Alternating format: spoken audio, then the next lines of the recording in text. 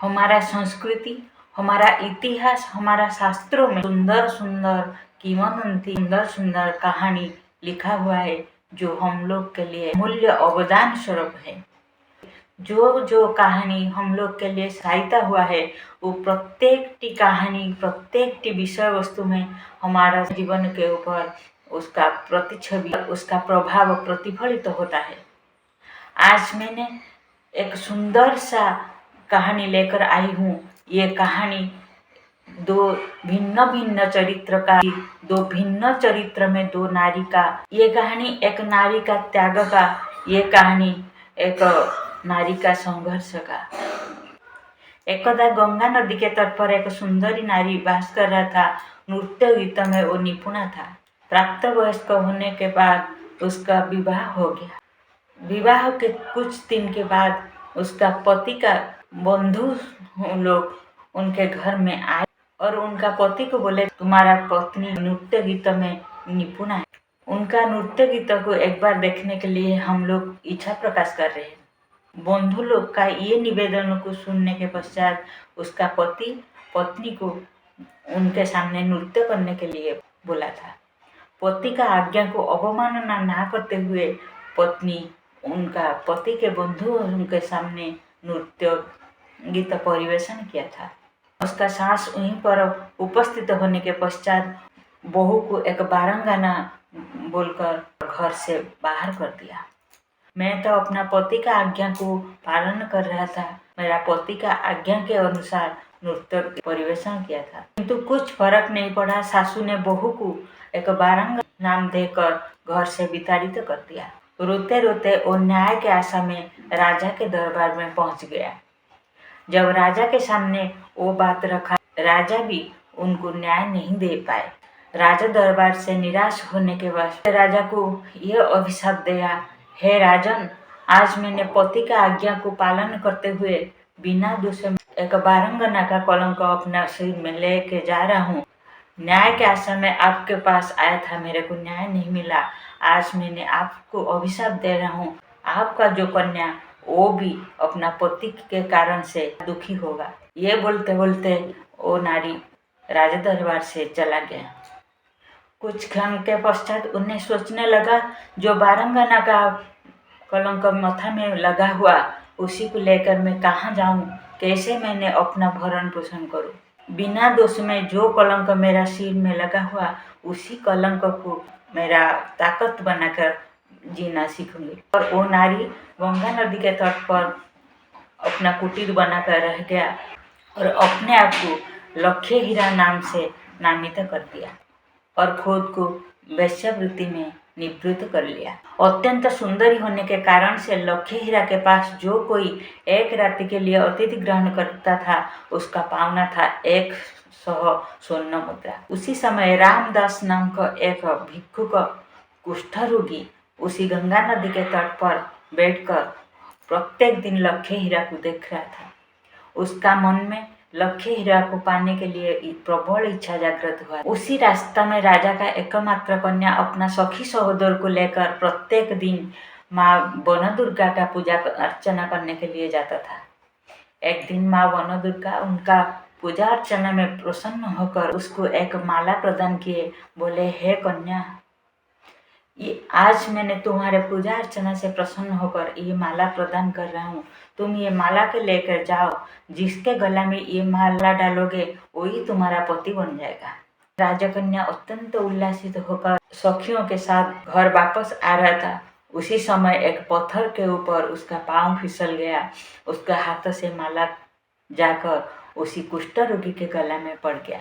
ये देखने के पश्चात राजकन्या दुखी हो गया और उनका सखी लोग भी दुखी हो गए और बोले, हे राजकुमारी, तुरंत उसी माला को आप उठा के ले आओ।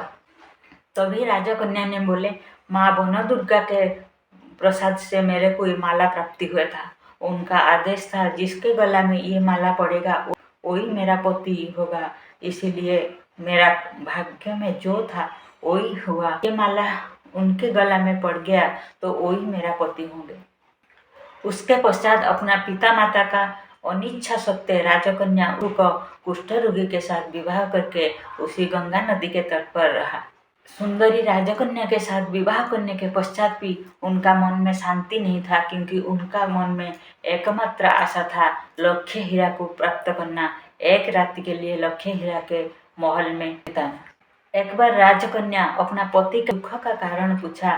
पति ने उनको बोला, मेरा एकमात्र इच्छा लक्ष्य हीरा को एक रात्रि के लिए प्राप्त करना। मेरा ये इच्छा सफल नहीं हो पाया, इसीलिए मेरा मन में हमेशा दुख होता। ये बात सुनने के पश्चात राजकन्या किंचित मात्र विचलित नहीं हुआ। उन्होंने पति को बोला, मैं आपका ये इच्छा अभिलाष को जरूर पूर्ण करूंगी, किंतु लक्ष्य हीरा के एक रात्रि का पावना 100 स्वर्ण मुद्रा, उसी को संग्रह करना राजकन्या के लिए अत्यंत कठिन था। फिर भी अपना पति का ये इच्छा अभिलाष को पूर्ण करने का संकल्प लेकर उन्होंने लक्ष्य हीरा के महल में प्रत्येक दिन झाड़ू लगाने लगा, साफ सुथरा करने लगा। जब लक्ष्य हीरा देखने लगा कोई एक स्त्री प्रत्येक दिन आकर उनका महल को साफ सफाई कर रहा है, एक दिन लक्ष्य हीरा उनको पास में बुलाया और बोला, मैं देख रहा हूँ तुम कितना अच्छा से मेरा महल को साफ सफाई कर रहे हो, कितना अच्छा से मेरा महल का ध्यान रख रहे हो, तुम्हारा कितना पावना हुआ, बोलो मैं तुमको पावना चुकाऊंगी।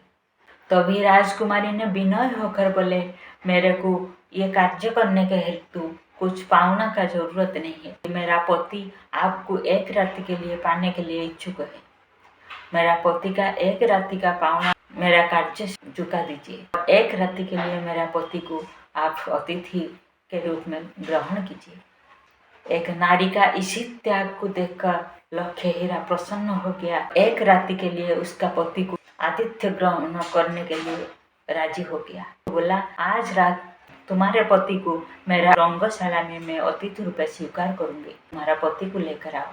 तो आनंदित तो हो गया, अपना स्वामी को सारे बात बताने लगा और शाम होते होते स्वामी स्त्री दोनों आकर लक्ष्य हीरा के महल के पास पहुंच गए। संध्या हो गया, वो नारी लक्ष्य हीरा का द्वार के सामने बैठा रहा और अपना स्वामी को रंगशाला के अंदर भेज दिया।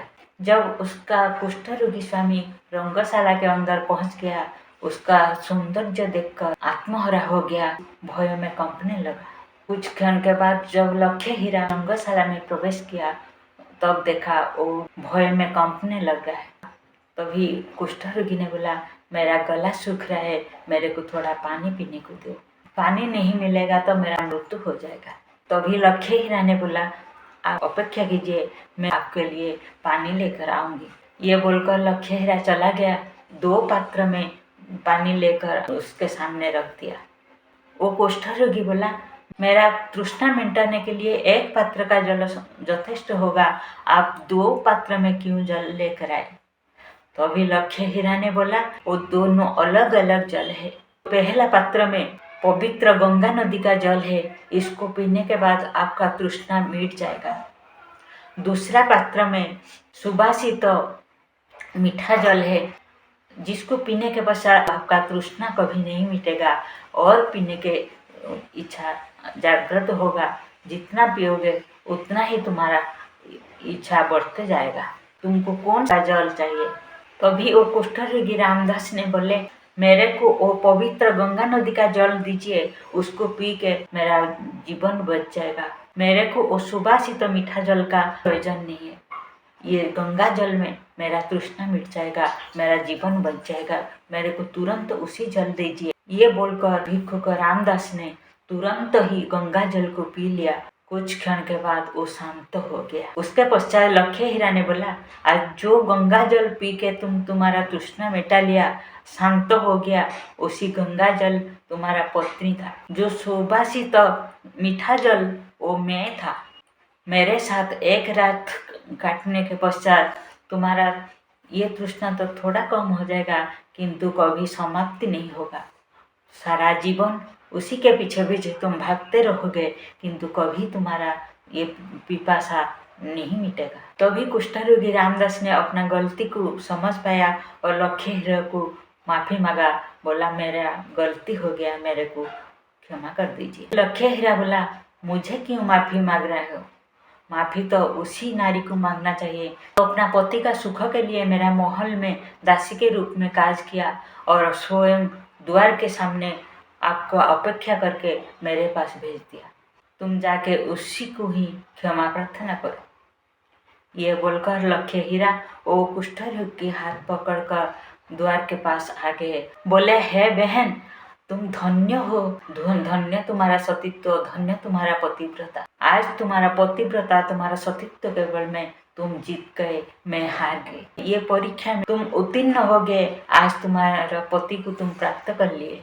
तुम्हारा पति का तृष्णा मिटाने के लिए मैं पवित्र गंगा जल लेकर गया था और सुमधुर मीठा जल लेकर गया था, किंतु तुम्हारा पति सुमधुर मीठा जल को छोड़कर गंगा जल को ही पान करके अपना तृष्णा मिटा लिया। तुम आज जीत गए, अभी तुम्हारा पति को लेकर चले जाओ।